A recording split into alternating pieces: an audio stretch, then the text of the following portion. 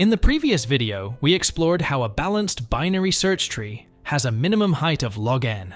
However, as the tree becomes unbalanced, its height can approach n, which can significantly degrade the efficiency of key operations like insertion, deletion, and search. This raises a crucial question. Is there a way to keep the tree always balanced to maintain optimal performance? This is where AVL trees come into play. An AVL tree is a self-balancing binary search tree that automatically maintains its balance to ensure that operations remain efficient. To understand how AVL trees maintain their balance, we first need to introduce the concept of the balance factor. The balance factor of a node is the difference between the heights of its left and right subtrees. Let's take a closer look at this with an example. Suppose we have a tree where the root node has two children. The balance factor of the root node in this tree is 0, because the heights of both its left and right subtrees are the same. In this case, the node is balanced. Now consider the left child of the root. The left subtree is taller by 1 level compared to the right subtree. That means the balance factor is 1. This node is also balanced. Next, let's examine the right child of the root. The right subtree is taller than the left subtree by 1 level, so the balance factor is -1. This node is also balanced. However, problems arise when the absolute value of the balance factor of any node becomes greater than 1.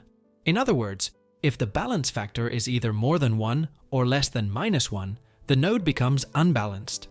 When this happens, the AVL tree performs rotations to restore balance.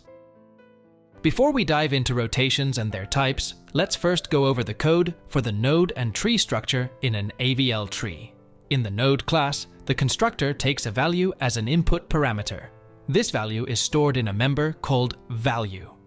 Just like in a regular binary search tree, there are also left and right members that point to the node's left and right subtrees. What's unique about the AVL tree is the height attribute. This attribute keeps track of the height of the node, and it's crucial for maintaining the tree's balance. Unlike a normal binary search tree, where we don't worry about balance directly, the AVL tree uses this height to ensure that the tree stays balanced at all times. In the AVL tree class, we'll start by defining the root of the tree, which is initially set to none.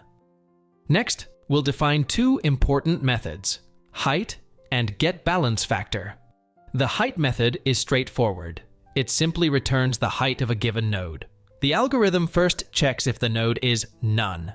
If it is, it returns 0. Indicating that a non-existent node has a height of 0. Otherwise, it returns the actual height of the node. The getBalanceFactor method works similarly. It checks if the node is none, and if so, it returns 0. Otherwise, it calculates the balance factor by taking the difference in height between the node's left and right subtrees. These methods are crucial as they help determine if the tree needs to be rebalanced. In addition to these, we'll also have other methods like insertion and deletion, which we'll discuss later. These methods will rely on the height and balance factor to ensure the tree remains balanced after every operation. Now, coming back to rotations, there are a total of 4 ways a node can become unbalanced, depending on its balance factor and the balance factor of its child. The first case we'll look at is the left-left LL case. This occurs when the balance factor of the unbalanced node is greater than 1, meaning it's left heavy, and the balance factor of its left child is greater than or equal to 0. In this tree example, the balance factor of the root node is 2, which means the node is unbalanced on the left side. The balance factor of its left child is 1, indicating that this is a left-left case.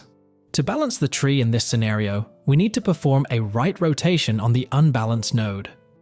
After rotating, the left child becomes the new root node, and the original root moves down to become the right child of the new root. This rotation effectively redistributes the nodes, making the tree more balanced. Now, the balance factor of the new root node is 0, indicating that the tree has been successfully balanced. Now, let's go back and add a right grandchild to see the general left-left case in action, along with the code.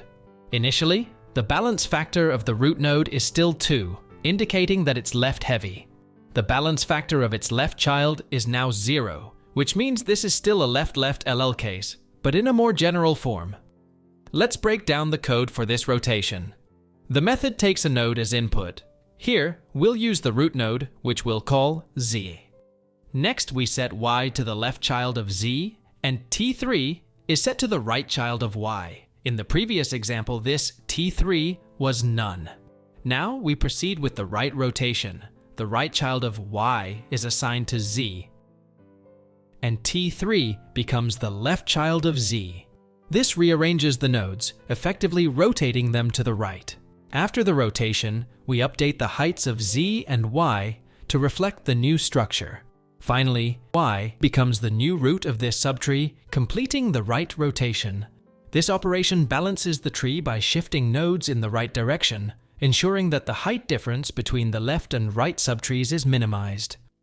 Now the next case is the right-right, RR, case.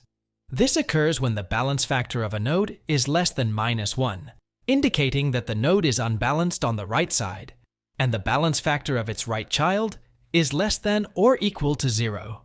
To balance the tree in this situation, we perform a left rotation. Let's go through this with an example. Suppose we have a root node with a balance factor of -2, showing that it's right-heavy. Its right child has a balance factor of -1, confirming the right-right case. To balance this, we'll perform a left rotation on the unbalanced node. This will essentially make the right child the new root node, and the old root will become the left child of the new root. Now, let's add a left grandchild to make it more general. The balance factor of the root is still -2, and the balance factor of the right child is now 0, indicating that it is still the right-right case, but in a more general form. Now, let's look at how the code handles this rotation.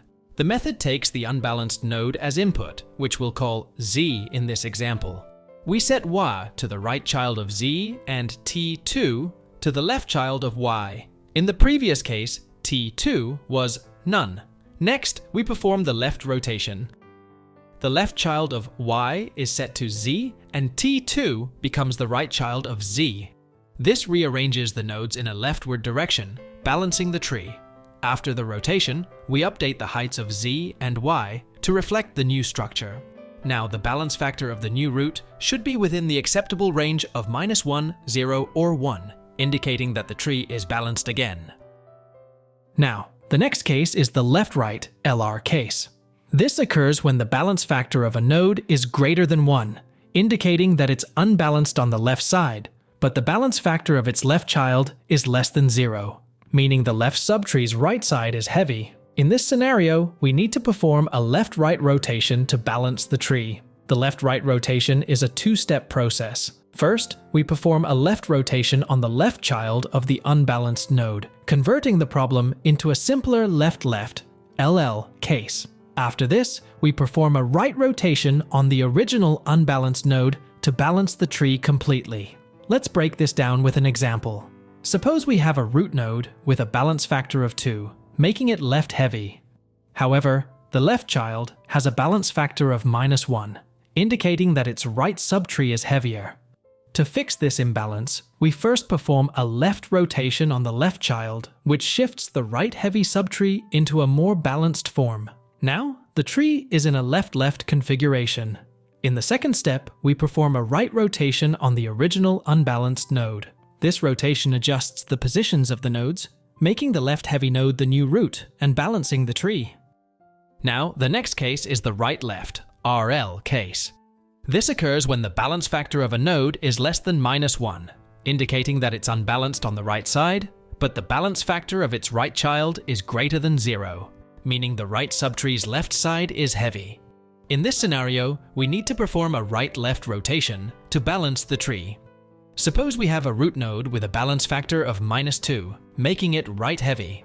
However, the right child has a balance factor of 1, indicating that its left subtree is heavier. To fix this imbalance, we first perform a right rotation on the right child, which shifts the left-heavy subtree into a more balanced form. Now the tree is in a right-right configuration.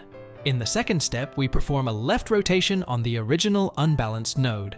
This rotation adjusts the positions of the nodes, making the right-heavy node the new root and balancing the tree. Now we will use these 4 cases to code a method called Rebalance. This method is triggered whenever an insertion or deletion causes the tree to become unbalanced. The purpose of this method is to identify which of the 4 cases has occurred and apply the appropriate rotations to restore balance to the AVL tree. This rebalance method takes the node that needs to be balanced as its input parameter. The first step is to calculate the balance factor of this node. If the balance factor is greater than 1, it means the tree is left heavy. In this case, it further checks the balance factor of the left child. If the left child's balance factor is less than 0, indicating a left-right imbalance, it performs a left-right rotation on the node. Otherwise, it performs a right rotation for the left-left case. Similarly, if the balance factor of the node is less than -1, the tree is right-heavy. Here it checks the balance factor of the right child. If the right child's balance factor is greater than 0, indicating a right-left imbalance, it performs a right-left rotation. Otherwise, it performs a left rotation for the right-right case. If the balance factor is within the ideal range of -1 to 1, the node is already balanced, so the method simply returns the node without making any changes. This ensures that the AVL tree stays balanced after every operation, keeping the tree's height at log of n for efficient performance. In the AVL tree insertion algorithm, after completing the insertion logic, which is the same as in a regular binary search tree, we first update the height of the root node. This is necessary to ensure that the height property is accurate after the insertion. Next, we perform the rebalance operation on the root node. This step is crucial as it checks if the tree has become unbalanced due to the insertion and applies the appropriate rotations to restore balance. Similarly, the deletion operation follows a similar pattern. After performing the deletion logic, we update the height of the affected nodes and then call the rebalance method to ensure the tree remains balanced. For a complete implementation of these operations, you can find the code in the GitHub link provided in the description box below. Now let's see the AVL tree in action. First, we create an object called tree using the AVL tree class we implemented earlier. Let's start by inserting the value 10. Since this is the first node, it becomes the root, and the tree is balanced. Next, we insert 5. The tree is still balanced, as the balance factors of all nodes are within the acceptable range. Now, let's insert 2. The tree becomes unbalanced at this point because the left subtree is too heavy. The rebalance method gets triggered, and the appropriate rotations are performed to restore balance, in this case, a right rotation. Now, we insert 4. After this insertion, the tree remains balanced. But when we insert 3, the tree becomes unbalanced again. This time, the algorithm performs a right-left rotation to balance the tree.